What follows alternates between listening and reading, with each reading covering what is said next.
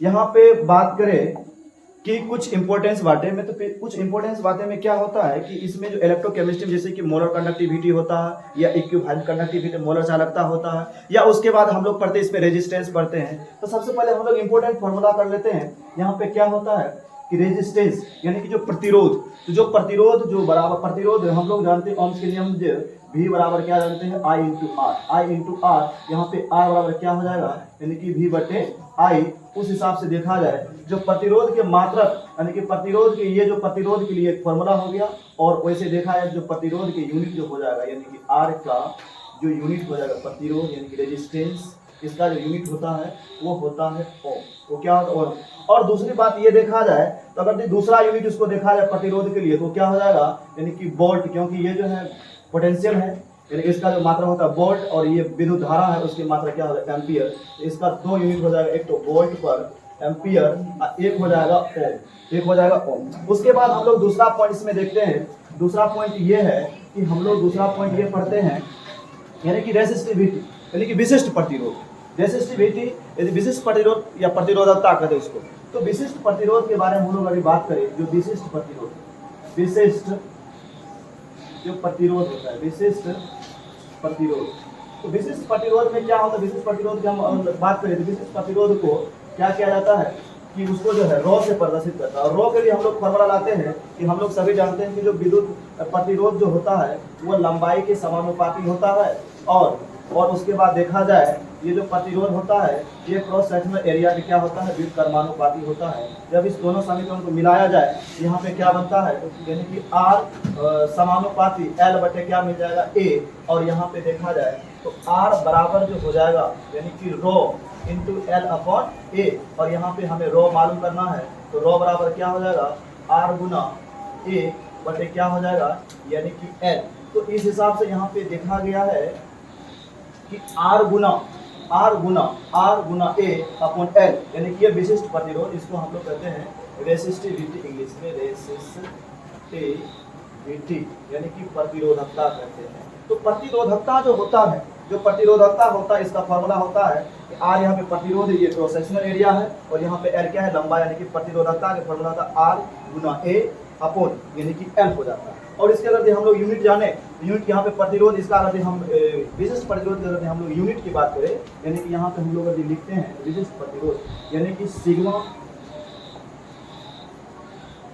अगर हम लोग यहाँ पे बात करें विशिष्ट प्रतिरोध की, इसका जो यूनिट यानी कि इसका जो यूनिट की बात करें इसका जो यूनिट हो जाएगा विशिष्ट प्रतिरोध के, विशिष्ट प्रतिरोध यहाँ पे R विशिष्ट प्रतिरोध की जो फॉर्मूला होता है R गुना A। यहाँ पे A को जो है A के जो होता है यूनिट एरिया का यूनिट होता है सेंटीमीटर स्क्वायर, उस हिसाब से देखा जाए या मीटर स्क्वायर होता है। तो प्रतिरोध की जो मात्रा यहाँ पे हो जाएगा ओम इंटू एरिया का सेंटीमीटर स्क्वायर, और बचे यहाँ पे क्या हो जाएगा सेंटीमीटर, तो 1 सेंटीमीटर कट जाएगा तो यहाँ पे क्या हो जाएगा ओम इंटू सेंटीमीटर। उस हिसाब से देखा जाए तो जो विशिष्ट प्रतिरोध की यूनिट होता है ओम इंटू सेंटीमीटर, जो बहुत ही इंपॉर्टेंट है, जो क्या डायरेक्ट पूछ देता है जो है विशिष्ट प्रतिरोध की यूनिट क्या होता है या विशिष्ट प्रतिरोध जो है होता क्या है। ठीक है, विशिष्ट प्रतिरोध होता है वो क्या होता है प्रतिरोध के L के समानुपाती होता है, और क्रॉस सेक्शनल एरिया का क्या होता है व्युत्क्रमानुपाती होता है। विशिष्ट प्रतिरोध को यूनिट हो जाएगा ओम इंटू सेंटीमीटर। उसके बाद अगर हम लोग जो है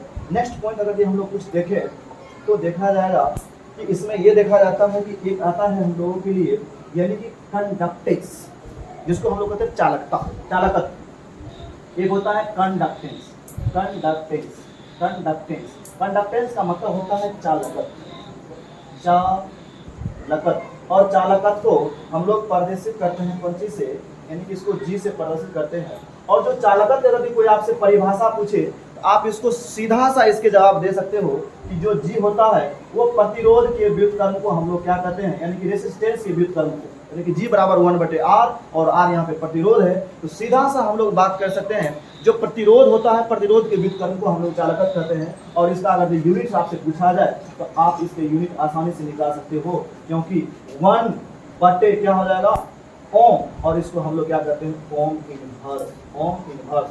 और ओम इनवर्स के बारे में ये बताया गया, जो ओम इनवर्स होता है इसको हम लोग क्या कहते हैं, जो ओम इनवर्स होता है इसको हम लोग क्या कहते हैं महो भी कहते हैं। ओम इनवर्स को क्या कहते हैं महो भी कहते हैं, या इसी को हम लोग क्या कहते हैं, साइमेन भी कहते हैं। इसे हम लोग क्या कहते हैं, साइमेन, साइमेन भी कहते हैं। या साइमेन को हो, या महो को हो, या क्या को, ओम इनवर्स, यानी कि जो कंडक्टेंस का जो यूनिट होता है साइमेन या ओम इनवर्स या महो, ये यूनिट याद रखिए।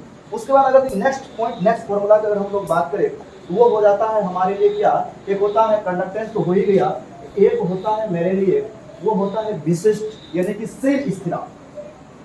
सेल स्थिरांक, जो सेल स्थिरांक एक होता है इलेक्ट्रोकेमिस्ट्री में सेल कांस्टेंट, सेल कांस्टेंट, और सेल कांस्टेंट को हम लोग कहते हैं हिंदी में सेल स्थिरांक, सेल स्थिरांक, सेल स्थिरांक। और सेल स्थिरांक को हम लोग किसे जी स्टार से परिभाषित करते हैं, और जी स्टार बराबर होता है L/A।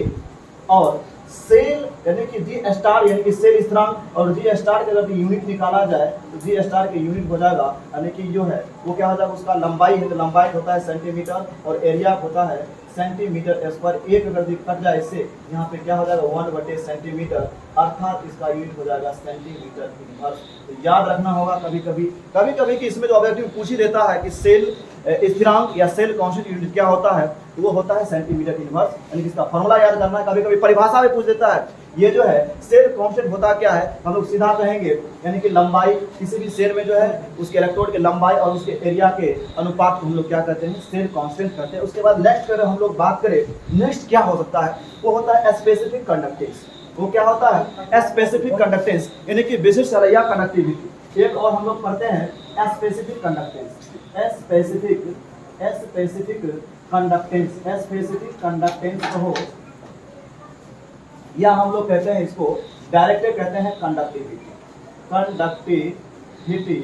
और हिंदी में कहा जाए तो विशिष्ट चालकता, इसको कहते हैं विशिष्ट चालकत या चालकता हम लोग इसको कहते हैं। तो सीधी सी वैसे एनसीईआरटी में जो इसका जो प्रयोग जो किया गया है वो सिर्फ चालकता प्रयोग करता है, चालकता यानी विशिष्ट चालकत नहीं, यहाँ पे ज्यादा प्रयोग किया गया है चालकता, चालकता, चालकता। तो चालकता को जो हम लोग प्रदर्शित करते हैं, चालकता को हम लोग प्रदर्शित करते हैं कप्पा से, कप्पा से। और कप्पा जो होता है यानी कि 1/ρ, 1/ρ।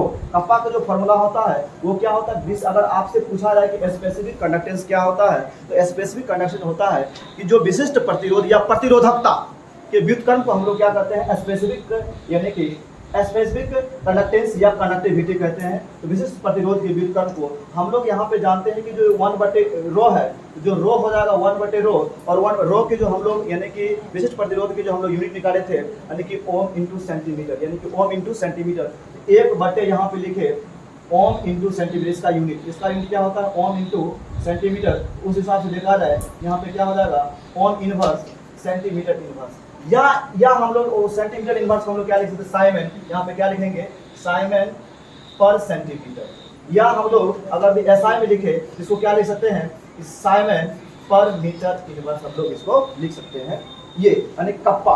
और यहाँ पे देखा जाए जो कप्पा की जो फॉर्मूला होता है, क्योंकि हम लोग ये जानते हैं कि आर बराबर, हम लोग ये जानते हैं कि आर बराबर रो इंटू L/A, L/A।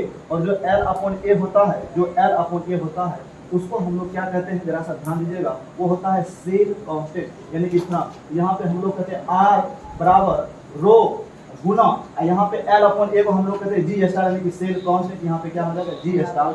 उस हिसाब से देखा जाए यहाँ पे रो के जो फॉर्मूला आ जाएगा, रो बराबर क्या हो जाएगा, यानी कि जी स्टार अपन क्या हो जाएगा, ये प्रतिरोध, और प्रतिरोध जी स्टार बटे क्या हो जाएगा, प्रतिरोध। तो और एक और हम लोग फॉर्मूला आने की विशिष्ट प्रतिरोध के लिए एक और परिभाषा दे सकते हैं कि सेल स्थिरांक और प्रतिरोध के अनुपात को हम लोग क्या कहते हैं, स्पेसिफिक कंडक्टेंस कहते हैं, अर्थात कंडक्टिविटी कहते हैं। और इसका यूनिट भी निकाल दिया है, यानी कि ओम इनवर्स और सेंटीमीटर इनवर्स, इसका यूनिट हो जाएगा कप्पा का। इसको कप्पा से परिभाषा पूछे तो सीधा साफ कह सकते हो कि विशिष्ट प्रतिरोध के व्युत्क्रम को हम लोग क्या कहते हैं, उसके यानी कि स्पेसिफिक कंडक्टेंस या कंडक्टिविटी या हिंदी में चालकता कहते हैं। और उसके बाद अगर हम लोग बात करें तो वो आ जाता है, एक आ जाता है मोलर कंडक्टिविटी। वो क्या होता है, मोलर कंडक्टिविटी।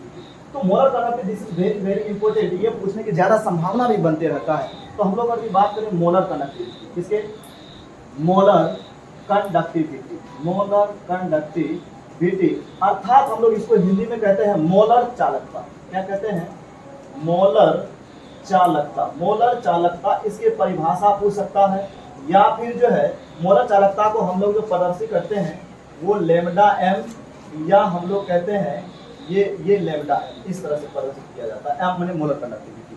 तो मोलर कंडक्टिविटी क्या होता है कि किसी भी सॉल्यूशन में एक मोल आयन द्वारा प्रदान किए गए चालकता को, किसी भी सॉल्यूशन में एक मोल आयन द्वारा प्रदान किए गए, एक मोल आयन द्वारा प्रदान किए गए, किसी भी सॉल्यूशन में एक मोल आयन द्वारा प्रदान किए गए चालकता को हम लोग क्या कहते हैं, मोलर कंडक्टिविटी। और मोलर कंडक्टिविटी अगर हम लोग फॉर्मूला के बारे में बात करेंगे कि delta M sorry lambda M बराबर अगर हम लोग कहें वो क्या होता है, वो होता है के गुना, यानी कि के गुना भी, यहाँ पे के गुना 1000 अपन क्या होता है, मोलैरिटी। यहाँ पे m जो है, यहाँ पे m होता है मोलैरिटी। m क्या होता है यहाँ पे, m मोलैरिटी। मोलैरिटी की अगर बात करें इसका हिंदी होता है मोलरता। इसका हिंदी क्या होता है, वो होता है मोलरता।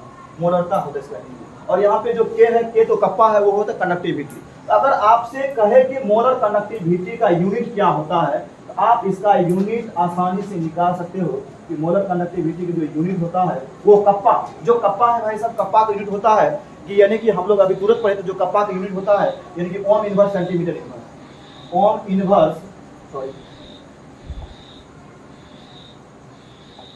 ओम इनवर्स, और क्या होता है इसका सेंटीमीटर इनवर्स। और उसके बाद कप्पा हो गया, क्योंकि ये तो कांस्टेंट है, कांस्टेंट की यूनिट तो होता नहीं है। उसके बाद हम लोग ये मोलैरिटी, और मोलैरिटी जो यूनिट होता है मोल पर, क्योंकि मोलैरिटी का अगर यूनिट निकाले तो यहाँ पे इसका होता है कि मोल पर सेंटीमीटर क्यूब। मोल पर एक होता है मोल पर लीटर, लीटर को हम लोग सेंटीमीटर बदलते हैं, मोल पर सेंटीमीटर क्यूब, क्योंकि यहाँ पे सेंटीमीटर क्यूब को लेकर ही बात करेंगे। यहाँ पे क्या हो जाएगा कि मोल पर सेंटीमीटर क्यूब, वो क्या चला जाएगा, ऊपर चले जाएगा, यहाँ पे क्या आ जाएगा सेंटीमीटर क्यूब। यहाँ पे एक सेंटीमीटर इस इनवर्स से कट जाएगा, यहाँ पे टोटल जब कैलकुलेशन करेंगे तो क्या हो जाएगा, यानी कि ओम इनवर्स। अगर हम लोग यहाँ पे बात करें, यहाँ पे हो क्या जाएगा कि ओम इनवर्स यहाँ पे सेंटीमीटर कट गया, यहाँ पे क्या हो जाएगा सेंटीमीटर स्क्वायर, यहाँ पे क्या हो जाएगा मोल इनवर्स, यहाँ पे मोल इनवर्स। ये हो जाता है इसका फॉर्मूला, मोलर कंडक्टिविटी की यूनिट हो जाता है, मोलर कंडक्टिविटी फॉर्मूला हो गया K गुना 1000 अपन क्या हो जाएगा मोलैरिटी, यानी कि मोलरता। उसके बाद यहाँ पे इसको हमें साइमन, यहाँ पे जो ओम इनवर्स हम लोग क्या लिख सकते हैं साइमन, यहाँ पे एक और साइमन सेंटीमीटर स्क्वायर पर ऐसे भी दे सकता है, साइमन सेंटीमीटर स्क्वायर पर क्या दे सकता है ये मोल इनवर्स, या सेंटीमीटर स्क्वायर यहाँ पे मीटर स्क्वायर भी लिख सकते हैं। उस हिसाब से ये हो गया मोलर कंडक्टिविटी। और हमारे जो है एक होता है इक्विवेलेंट कंडक्टिविटी। अगर हम लोग बात करें इक्विवेलेंट कंडक्टिविटी के, तो हम लोग चलिए बात करते हैं, जब बात ही करने पर आए हैं तो बात कर लेते हैं। यहाँ पे होता है equivalent conductivity, equivalent conductivity, equivalent conductivity का मतलब होता है तुल्यांकी चालकता। यानी इसको हम बात करें, इसका मतलब क्या होता है तुल्यांकी चालकता। तुल्यांकी चालकता एनसीईआरटी में लिखा रहता है, और इसको जो प्रदर्शित किया जाता है यानी कि लैम्डा EQ से प्रदर्शित किया जाता है। तो ये क्या होता है कि किसी भी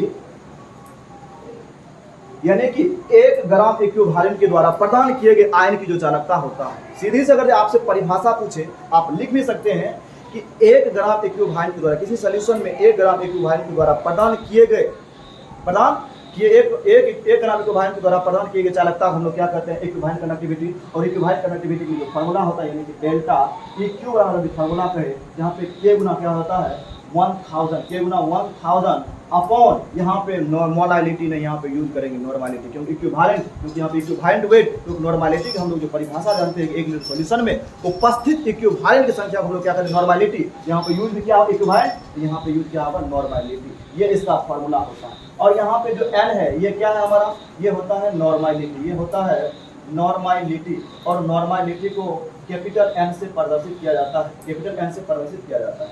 तो यहाँ पे अगर आपसे कभी इससे यूनिट पूछ दिया जाए तो आप सीधे से यूनिट इसको आसानी से आप यहाँ पे यूनिट इसका लिख सकते हो, क्योंकि हम लोग सभी जानते हैं जो कप्पा होता है उसका यूनिट होता है यानी कि ओम इनवर्स सेंटीमीटर इनवर्स। और नॉर्मलिटी की जो यूनिट होता है, नॉर्मलिटी का अगर यूनिट कहें तो उस पर उसके क्या इक्विवेलेंट, यानी कि हम लोग जैसे कि उसमें कहते थे कि मोल पर सेंटीमीटर क्यूब, यहाँ पे क्या हो जाएगा इक्विवेलेंट पर सेंटीमीटर, इक्विवेलेंट पर क्या हो जाएगा सेंटीमीटर क्यूब। जब इसको कैलकुलेशन करेंगे तो ये क्या हो जाएगा कि ओम इनवर्स, यानी कि हम लोग अगर यहाँ पे बात करें इसका यूनिट निकाल देते हैं, सॉरी